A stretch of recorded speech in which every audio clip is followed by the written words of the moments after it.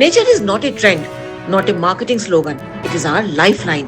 पर्यावरण की सुरक्षा मतलब हमारी रक्षा। प्रकृति को जाने, पर्यावरण को पहचाने और बढ़े सुरक्षित भविष्य की ओर। हर शुक्रवार शाम 7 बजे देखिए हमारा प्रोग्राम पर्यावरण की ओर।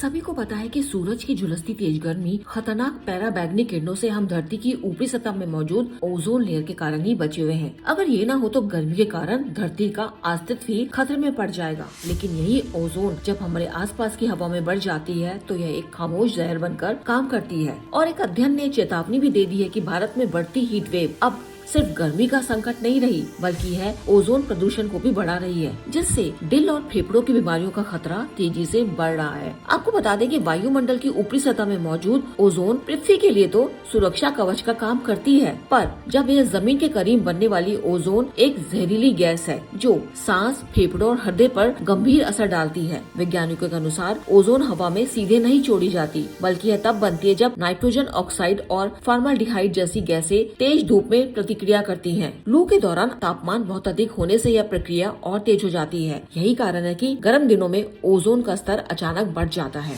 सबसे चिंताजनक बात यह है कि इस इनविजिबल प्रदूषण के बारे में लोगों को ज्यादा पता ही नहीं चला है। वैसे भी हमारे देश में लू या हीट वेव पहले से ही स्वास्थ्य के लिए गंभीर खतरे पैदा कर रही है। Nature partner journal clean air में प्रकाशित एक नए अध्ययन से पता चलता है कि अब यह स्थिति और भी खतरनाक हो रही है, क्योंकि लू के दौरान सतही ओजोन प्रदूषण तेजी से बढ़ जाता है। अध्ययन में बताया गया है कि नाइट्रोजन ऑक्साइड और अन्य गैसें पहले से ही सांस संबंधी बीमारियों से ग्रसित लोगों को ज्यादा नुकसान पहुंचाती है, और जब भी ओजोन बनाती है तो इसका असर और भी गंभीर हो जाता है। अध्ययन से यह भी पता चला है कि हाल के वर्षों में अल नीनो के प्रभाव के कारण लू की घटनाएं बढ़ी हैं, खासकर साल 2010, 2016, 2019 और 2024 में। पश्चिमी हिमालय क्षेत्र में ओजोन प्रदूषण में सबसे तेजी से बढ़ोतरी देखी गई है, जो कई बार सुरक्षित सीमा से 100% से भी अधिक रहा। चिंताजनक बात यह है कि यह प्रदूषण स्तर सिर्फ उत्तर भारत तक सीमित नहीं है। अध्ययन बताता है कि देश के लगभग हर हिस्से में यह सीमा पार हो जाता है। हालांकि लू खत्म होने के 3 से 4 दिनों के भीतर ओजोन का स्तर फिर से कम हो जाता है। वैज्ञानिकों का कहना है कि गर्मी और ओजोन का संयुक्त प्रभाव तेजी से बढ़ रहा है, और ऐसे में जरूरी है कि इस बढ़ते खतरे को समय रहते पहचाना जाए। प्रदूषण और गर्मी को अलग अलग देखने के बजाय एक साथ देखा जाए। बेहतर स्वास्थ्य नीतियाँ बनाई जाएं, जिससे हजारों जानें बच सकती हैं।